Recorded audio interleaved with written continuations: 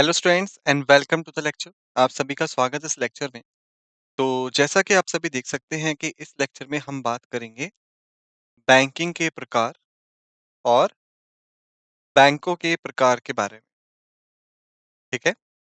और ये जो है ये होने वाला है हमारा भाग, यानी types of banking and types of banks के बारे में। और ये जो है ये होने वाला है हमारा पार्ट 1। ठीक। हम इसके बारे में बात करने वाले हैं।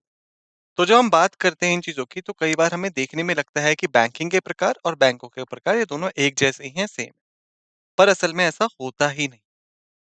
बैंकिंग के प्रकार और बैंकों के प्रकार में एक छोटा सा डिफरेंस है। वो क्या है?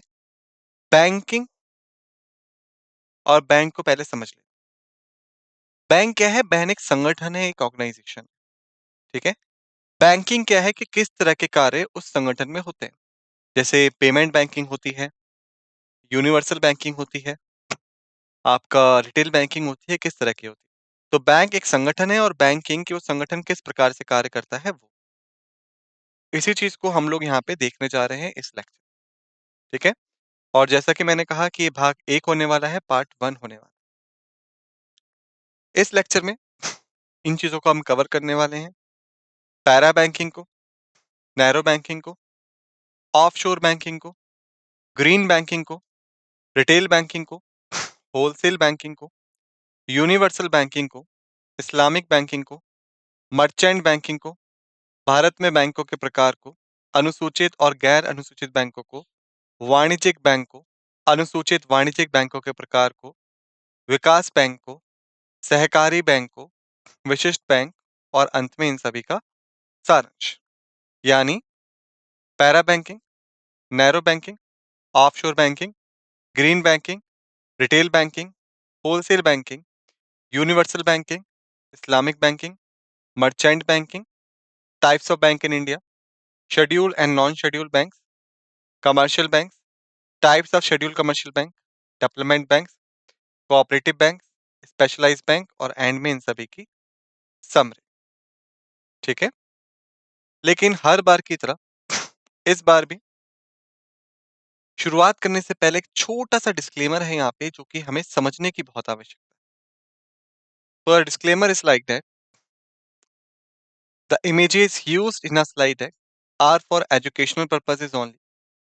We respect the intellectual property rights of the original creators and owners of these images.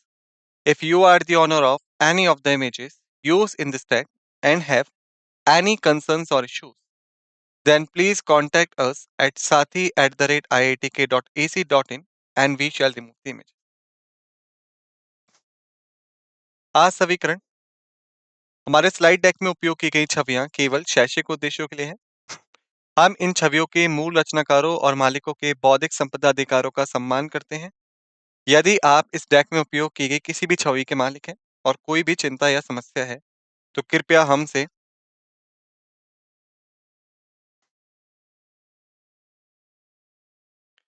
sathi@iitk.ac.in पर संपर्क करें और हम इन छवियों को हटा दें। आइए सबसे पहला हमारा है पैरा बैंकिंग। इसको समझने की कोशिश करते हैं। तो देखिए, बैंक कुछ पात्र वित्तीय सेवाएं या ना पैरी बैंकिंग गतिविधियों को या तो विभागीय रूप से या फिर सहायक कंपनियों की स्थापना करके कर सकते हैं। यानी आप ये कह सकते हैं कि पैरा बैंकिंग में सभी फाइनेंशियल या वित्तीय सेवाओं का प्रसार नहीं होता है, लेकिन कुछ पात्र या कुछ चुनिंदा वित्तीय सेवाएं ही दी जाती हैं, या तो विभागीय रूप से या सहायक कंपनियों की स्थापना करके। इसी को हम कहते हैं पैरा बैंकिंग। बैंक एक सहायक कंपनी का गठन उन प्रकार के व्यवसाय को करने के लिए कर सकते हैं जिन्हें एक बैंकिंग कंपनी अन्यथा करने की अनुमति है, आरबीआई की पूर्व स्वीकृति के साथ। यानी जिन टाइप्स ऑफ बिजनेस को आरबीआई या रिजर्व बैंक ऑफ इंडिया स्वीकृति देता है, अप्रूवल देता है पैरा बैंकिंग की, सिर्फ वही इन सेवाओं का आनंद ले सकते हैं। पैरा बैंकिंग, सहायक कंपनियां और विभिन्न पैरा बैंकिंग गतिविधियां।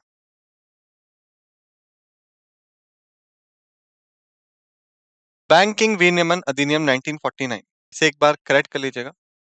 ठीक है, ठीक है, सही है। इसकी धारा 91(1) के प्रावधानों के तहत बैंक विभिन्न प्रकार के बैंकिंग व्यवसाय करने के लिए सहायक कंपनियां बना सकते हैं। सहायक कंपनी स्थापित करने के लिए बैंक को आरबीआई की पूर्व स्वीकृति लेनी चाहिए। बैंक उपकरण, पट्टे पर देने, किराया खरीद व्यवसाय और फैक्टरिंग सेवाओं के लिए सहायक कंपनियां बना सकते हैं। बैंक उपकरण पट्टे पर देने, किराया खरीद और फैक्टरिंग सेवाओं को विभागीय रूप से भी कर सकते हैं। म्यूचुअल फंड व्यवसाय भी कर सकते हैं। क्रेडिट कार्ड और स्मार्ट डेबिट कार्ड व्यवसाय भी कर सकते हैं। Money market mutual funds, bank इसे आरबीआई की स्वीकृति के बाद स्थापित कर सकते हैं। बीमा व्यवसाय में बैंकों का प्रवेश, ये भी बैंक कर सकते हैं। इसके पश्चात कॉर्पोरेट शेयरों और डिबेंचरों की अंडरराइटिंग, सार्वजनिक क्षेत्र के उपक्रमों के बांडों का अंडरराइटिंग। आरबीआई ने देखा कि कुछ बैंक उनकी सहायक कंपनियां सेफ्टी नेट योजनाओं के नाम पर वाई बैंक सुविधाएं प्रदान कर रही थी। ऐसी योजनाओं के तहत बड़े एक्सपोजर को इस तरह की प्रतिबद्धताओं के माध्यम से ग्रहण किया जाता है कि वह किसी समय निर्धारित अवधि के दौरान मूल निवेशकों से संबंधित प्रतिभूतियों को उस समय निर्धारित मूल्य पर खरीदने के लिए प्रतिबद्ध होते हैं, चाहे वर्तमान बाजार मूल्य कुछ भी हो। ठीक है। इसके पश्चात हम बात करते हैं नैरो बैंकिंग के बारे में, जिन्हें हम संकीर्ण बैंक के नाम से भी जानते हैं। तो संकीर्ण बैंक सुरक्षित बैंक है। उधार ना देकर और अपनी जमा राशि का उपयोग सरकारी बॉन्ड खरीदने में करने से व्यवहारिक रूप से कोई क्रेडिट जोखिम नहीं उठाते। यानी मान लीजिए नैरो बैंक वो बैंक है जिसमें लोगों ने अपना पैसा जमा किया और आमतौर पे बैंक क्या करता है, उस पैसे को लोन दे देता है। लेकिन नैरो बैंकिंग में बैंक उस पैसे का लोन ना देकर, उधार ना देकर, बल्कि सरकारी बॉन्ड या सरकारी प्रतिभूतियां या गवर्नमेंट सिक्योरिटीज खरीद लेता है। क्योंकि गवर्नमेंट जो है वो इंटरेस्ट भी देगी और बदले में पैसा लौटा भी देगी, डिफॉल्ट नहीं करेगी, तो इसीलिए इसे credit free, sorry risk free या वाला जोखिम मुक्त क्रेडिट कहते हैं। गैर निष्पादित ऋणों और करदाताओं द्वारा वित्त पोषित इक्विटी पूंजी के बार बार इंजेक्शन का कोई खतरा नहीं। संकीर्ण बैंकिंग अर्थात वह बैंक जो केवल जोखिम रहित प्रतिभूतियों में ही धन लगाते हैं, यानी वो सिर्फ और सिर्फ गवर्नमेंट सिक्योरिटीज ही खरीदते हैं जो कि पूरी तरीके से जोखिम रहित प्रतिभूतियों में शामिल है। इसके पीछे की मुख्य सोच यह है, चूंकि उनका निवेश मुख्य रूप से जोखिम रहित प्रतिभूतियों में है, इसलिए विफल नहीं हो। तारपुर समिति ने कमजोर बैंकों को संकीर्ण बैंक में बदलने की सिफारिश दी। समिति ने प्रस्ताव दिया है कि इन संकीर्ण बैंकों के वृद्धिशील संसाधनों को केवल सरकारी प्रतिभूतियों में निवेश तक ही सीमित रखा जाना चाहिए। फिर आता है हमारा offshore banking. Offshore banking unit का अर्थ भारत में एक बैंक की शाखा है, विशेष आर्थिक क्षेत्र में स्थित है और बैंकिंग विनियम अधिनियम 1949 की 10 धारा 23 की उपधारा 1 के खंड ए के तहत जारी प्राधिकरण रखती है। एक ऑफशोर बैंकिंग यूनिट एक वित्तीय सेवा इकाई है, आमतौर पर एक शाखा या गैर निवासी बैंक की सहायक कंपनी, जो गैर निवासी उधारकर्ताओं और ऋणदाताओं के बीच एक मध्यस्थ भूमिका निभाती है। भारत में विशेष आर्थिक क्षेत्रों में पाए जाते हैं। ऑफशोर बैंकिंग यूनिट विदेशी बैंकों से, कुछ ऑनशोर बैंकों से जो जमा की अनुमति देते हैं, और अन्य ऑफशोर बैंकिंग यूनिट से जमा स्वीकार करने की अनुमति है। ओबीयू और ऑफशोर बैंकिंग यूनिट गैर निवासी कंपनियों को भी ऋण दे सकता है। ये खुदरा व्यवसाय नहीं करते हैं, यानी रिटेल बैंकिंग नहीं करते, लेकिन आमतौर पे थोक बैंकिंग सेवाएं प्रदान करते हैं। परियोजना वित्त पोषण, सिंडिकेट ऋण, अल्पकालिक और मध्य अवधि के उपकरण का निर्गम आदि, ये सभी इनकी सेवाओं में शामिल, यानी कि project financing, syndicated loans, issue of short term and medium term instruments etcetera. Green banking, हरित बैंकिंग, ये क्या होता है? देखिए, ग्रीन बैंकिंग की अवधारणा उर्वी है। इसे सतत विकास की चिंताओं को संबोधित करने और लोगों में पर्यावरणीय जिम्मेदारी के बारे में जागरूकता पैदा करने के लिए एक महत्वपूर्ण रणनीति के रूप में मान्यता प्राप्त है। ग्रीन बैंकिंग के 2 आयाम हैं। पहला, जिस तरह से बैंकिंग व्यवसाय किया जा रहा है, क्या यह कागज रहित है या नहीं? क्योंकि कागज के लिए हमें पता है पेड़ों को काटा जाता है, इसीलिए। दूसरा आयाम इस बात से संबंधित है कि बैंक अपना पैसा कहाँ लगाता है। ग्रीन बैंकिंग बैंकों को पर्यावरण के अनुकूल निवेश को प्रोत्साहित करने और उन उद्योगों को ऋण देने में प्राथमिकता देने की आवश्यकता है, जो पहले से ही हरे हो चुके हैं या हरे होने की कोशिश कर रहे हैं। यानी जो पहले से ही सस्टेनेबल डेवलपमेंट में शामिल हो चुके हैं या फिर वैसा होने की कोशिश कर रहे हैं। और इस प्रकार प्राकृतिक पर्यावरण को बहाल करने में मदद करता है। ग्रीन बैंकिंग आमतौर पर इस बात को संबंधित करता है कि बैंक कितना पर्यावरण के अनुकूल है और बैंक कितनी हद तक हरे और नैतिक नीतियों के लिए प्रतिबद्ध है। नोट, ग्रीन बैंकिंग का बैंकों द्वारा वित्त पोषण की विधि के रूप में कहा जा सकता है ताकि उद्योग हरे हो सके और इस प्रक्रिया में प्राकृतिक पर्यावरण को बहाल किया जा सके। ग्रीन बैंकिंग की अवधारणा बैंकों, उद्योगों, अर्थव्यवस्था के लिए पारस्परिक रूप से लाभकारी होगी। अब हम बात करते हैं रिटेल बैंकिंग, जिसे अक्सर हम खुदरा बैंकिंग के नाम से भी जानते हैं।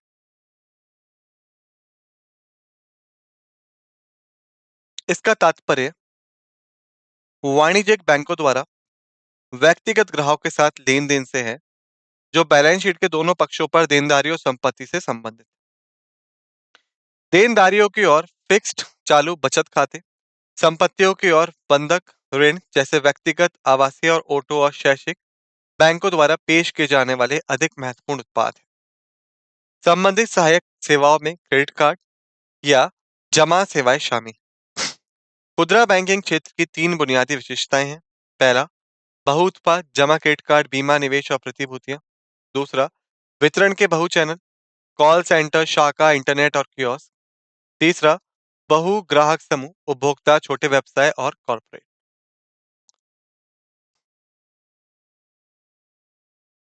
फिर हम बात करते हैं होलसेल बैंकिंग के बारे में या थोक बैंकिंग के बारे में।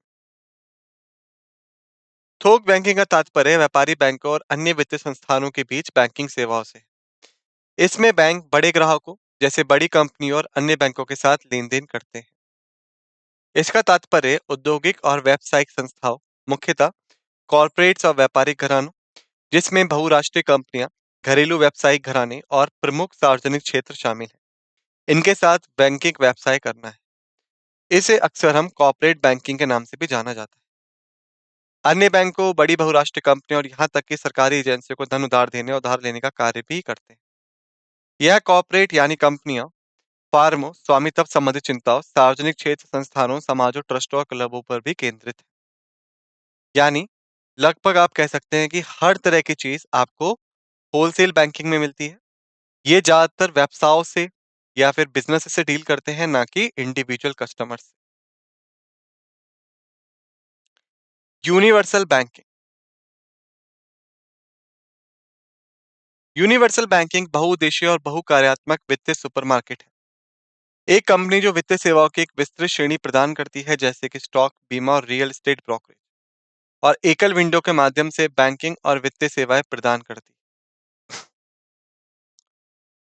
विश्व बैंक के अनुसार यूनिवर्सल बैंकिंग में बड़े बैंक शाखाओं का व्यापक नेटवर्क संचालित करते हैं, कई विभिन्न सेवाएं प्रदान करते हैं, फर्मों पर कई दावे रखते हैं, जिसमें इक्विटी और ऋण शामिल है, और उन फर्मों के कॉर्पोरेट गवर्नेंस में सीधा भाग लेते हैं क्योंकि इन्होंने काफी बड़ी मात्रा में उन्हें ऋण दे रखा है, जो बैंकों पर वित्त पोषण या बीमा अंडरराइटर के रूप में निर्भर करती है।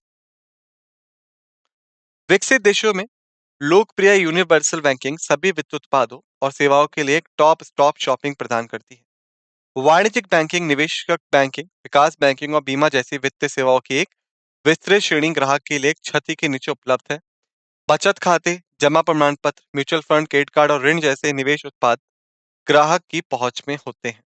यानी किसी को अगर रिटेल बैंकिंग चाहिए, वो भी यूनिवर्सल बैंकिंग में मिल जाएगा। होलसेल बैंकिंग चाहिए, वो भी यूनिवर्सल बैंकिंग में मिल जाएगा। इन्वेस्टमेंट बैंकिंग चाहिए, वो भी यूनिवर्सल बैंकिंग में मिल जाएगा।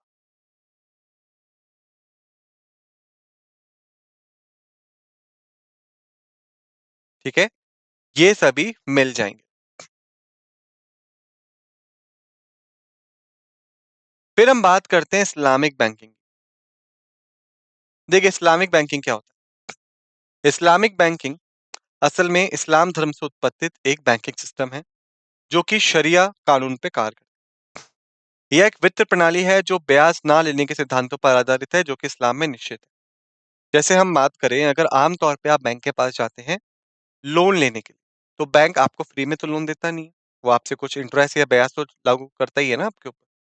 इस्लाम में क्या होता है, इस्लामिक बैंकिंग में, कि आपको जो लोन है वो फ्री ऑफ इंटरेस्ट मिलता है।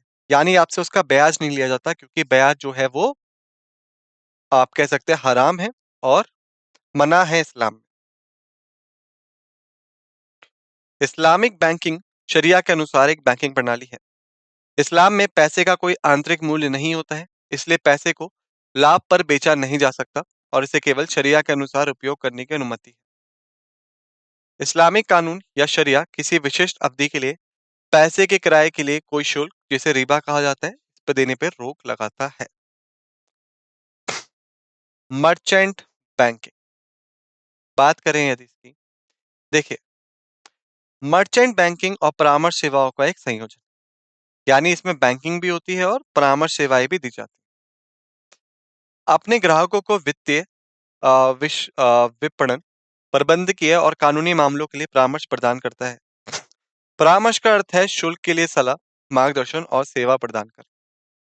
भारत में वित्त मंत्रालय मर्चेंट बैंकर को कहता है, कोई भी व्यक्ति जो प्रबंधक सलाहकार, परामर्शदाता के रूप में बिक्री, खरीद या प्रतिभूतियों के सदस्यता के संबंध में व्यवस्थाएं करके या ऐसे मुद्दे प्रबंधन के संबंध में व्यवसाय में संलग्न है, उसके रूप में से प्रभावित करता है।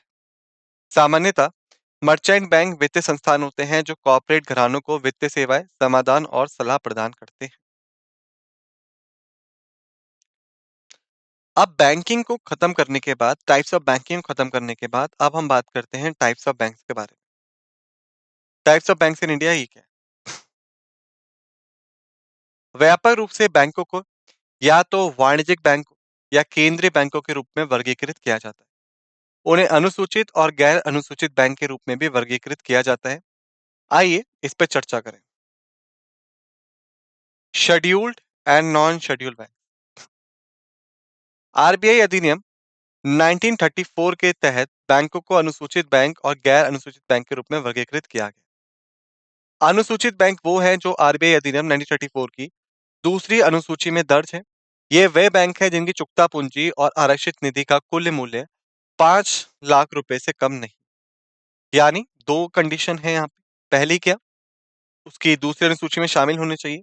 दूसरा, चुकता पूंजी और आरक्षित निधि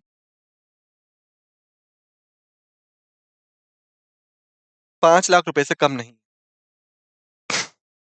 सभी वाणिज्यिक बैंक, क्षेत्रीय ग्रामीण बैंक, राज्य सहकारी बैंक अनुसूचित बैंक है। गैर अनुसूचित बैंक वह बैंक है जिनकी कुल चुकता पूंजी 5 लाख रुपए से कम है और आरबीआई का इन बैंकों पर कोई विशेष नियंत्रण नहीं। यह बैंक आरबीआई अधिनियम 1934 की दूसरी अनुसूची में शामिल नहीं। नोट, प्रत्येक देश में केंद्रीय बैंक होता है जो उस देश की मुद्रा आपूर्ति और मौद्रिक नीति को नियंत्रित करता है। अन्य बैंकों के लिए एक बैंक के रूप में भी कार्य करता है। अंतिम उपाय के रूप में ऋणदाता होता है और भारत में भारतीय रिजर्व बैंक केंद्रीय बैंक है जो कि मौद्रिक नीति तय करता है। अब हम बात करें वाणिज्यिक बैंक या फिर कमर्शियल बैंक के बारे में। देखिए, वह बैंक है जो कि बैंकिंग व्यवसाय कर रहे हैं, अर्थात आम जनता से निपट रहे हैं, बड़ी संख्या में घरों और फर्मों को ऋण देने के लिए जमा स्वीकार कर रहे हैं। जमा स्वीकार करने और उधार देने की प्रक्रिया अर्थव्यवस्था में धन के प्रवाह को उत्पन्न करती है। वाणिज्यिक बैंकों के उदाहरण हैं state bank of India, PNB, ICICI, HDFC, HSBC आदि। अनुसूचित वाणिज्यिक बैंक, जिसे हम एससीबी के नाम से जानते हैं, यानी शेड्यूल्ड कमर्शियल बैंक, अनुसूचित बैंकों के व्यवसाय का एक प्रमुख हिस्सा है। भारत में एससीबी को उनके स्वामित्व और या उनके संचालन की प्रकृति के आधार पर वर्गीकृत किया गया है। अब हम बात करें कि इसके प्रकार क्या होते हैं। सार्वजनिक क्षेत्र के बैंक, सबसे पहले से हम पब्लिक सेक्टर बैंक के नाम से भी जानते हैं। वह बैंक है जहां बहुमत हिस्सेदारी भारत सरकार के पास ही होती है। निजी क्षेत्र के बैंक, ये वह बैंक है जिनकी अधिकांश शेयर पूंजी निजी व्यक्तियों के पास होती है। बैंक सीमित देयता वाली कंपनियों के रूप में पंजीकृत होते हैं। उदाहरण है ICICI bank, Axis bank, HDFC आदि। तीसरा, विदेशी बैंक। यह बैंक एक विदेशी देश में पंजीकृत होते हैं। उनका मुख्यालय वहां होता है लेकिन हमारे देश में अपनी शाखाएं संचालित करते हैं। उदाहरण HSBC, city bank, standard chartered bank आदि। क्षेत्रीय ग्रामीण बैंक। आरआरबी की स्थापना 26 सितंबर 1975 को जारी एक अध्यादेश और 1976 के आरआरबी अधिनियम के प्रावधानों के तहत की गई थी। इसका उद्देश्य कृषि और अन्य ग्रामीण क्षेत्रों के लिए पर्याप्त संस्थागत ऋण सुनिश्चित करना था। आरआरबी का संचालन क्षेत्र राज्य में एक या अधिक जिलों को कवर करने वाले भारत सरकार द्वारा अधिसूचित क्षेत्र तक ही सीमित है। आरआरबी संयुक्त रूप से भारत सरकार, संबंधित राज्य सरकारें और प्रायोजक बैंकों के स्वामित्व में होता है। जैसे हम बात करें, एक आरआरबी की जारी पूंजी का हिस्सा 50% केंद्र सरकार के पास होता है, जिसे भारत सरकार के नाम से भी जानते हैं। 15% उस राज्य की सरकार के पास में होता है जहां पे बैंक स्थित है। जैसे मान लीजिए यदि बैंक उत्तर प्रदेश में है तो उत्तर प्रदेश सरकार के पास होगा, तमिलनाडु में है तो तमिलनाडु सरकार के पास होगा, हरियाणा में है तो हरियाणा सरकार के पास। और लगभग 35% जो है वो प्रायोजक बैंकों के स्वामित्व में होता है। प्रथम बैंक भारत का पहला क्षेत्रीय ग्रामीण बैंक है जो कि उत्तर प्रदेश के मुरादाबाद शहर में स्थित है। फिर हम बात करें डेवलपमेंट बैंक्स के बारे में। देखिए, विशेषीकृत वित्तीय संस्थान हैं जो कि देश में आर्थिक विकास को बढ़ावा देने के लिए बनाए गए। यह बैंक उद्यमियों के मध्यम अवधि और दीर्घकालिक ऋण अपेक्षाकृत कम ब्याज दरों पर प्रदान करते हैं। फिर आता है हमारा कोऑपरेटिव बैंक। सहकारी बैंक राज्य के सहकारी समाज कानून के प्रावधानों के तहत संगठित होते हैं। यह बैंक मूल रूप से भारत में किसानों को सस्ते दरों पर ऋण प्रदान करने के लिए स्थापित किए गए हैं। हालांकि सरकारी बैंक शहरी क्षेत्रों में भी कार्य करते हैं। यह एक वित्तीय इकाई है जो इसके सदस्यों की होती है। एक ही समय में इसके मालिक और ग्राहक होते हैं। यह बैंक आमतौर पर अपने सदस्यों को बैंकिंग और वित्तीय सेवाओं की एक विस्तृत श्रेणी, ऋण, जमा, बैंकिंग खाते आदि प्रदान करते हैं। यह बैंक कृषि गतिविधियों, कुछ लघु उद्योगों और स्वयं नियोजित श्रमिकों के प्राथमिक वित्त पोषक होते हैं। सहकारी बैंक ना लाभ ना हानि के आधार पर कार्य करते हैं। अनन्या सरकारी बैंक लिमिटेड एसीबीएल भारत का पहला सहकारी बैंक है जो कि गुजरात के वडोदरा शहर में स्थित है।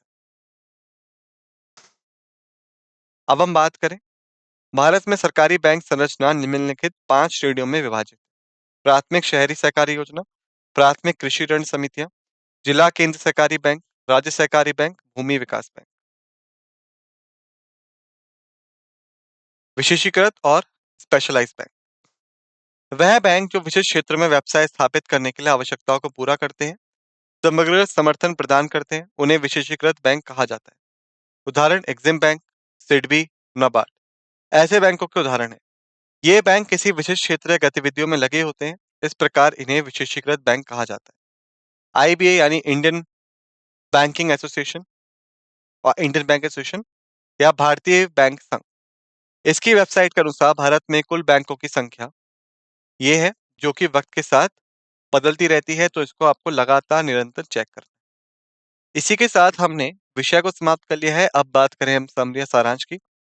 हमने देखा भारत में बैंकिंग का अवलोकन, पैरा बैंकिंग गतिविधियां, मुख्य गतिविधियां देखी हमने, बैंकों के प्रकार देखे, अनुसूचित बनाम गैर अनुसूचित बैंक देखा हमने, वाणिज्यिक बैंक देखा, सार्वजनिक क्षेत्र के बैंक, निजी क्षेत्र के बैंक, विदेशी बैंक, विशेषीकृत बैंक देखे हमने, जिसमें सहकारी बैंक भी शामिल थे, बैंकिंग कार्य देखे, खुदरा बैंकिंग, थोक बैंकिंग, यूनिवर्सल बैंकिंग देखी, इस्लामिक बैंकिंग देखी, merchant banking, offshore banking units, green banking देखा हमने, भारत में बैंकों का वर्तमान परिदृश्य देखा और इसी के साथ हमने कर लिया है भाग 1 को समाप्त। तो आप सभी से निवेदन है कि इसे एक बार अच्छे से रिवाइज कर लीजिएगा। मिलते हैं आप सभी से दूसरे लेक्चर में।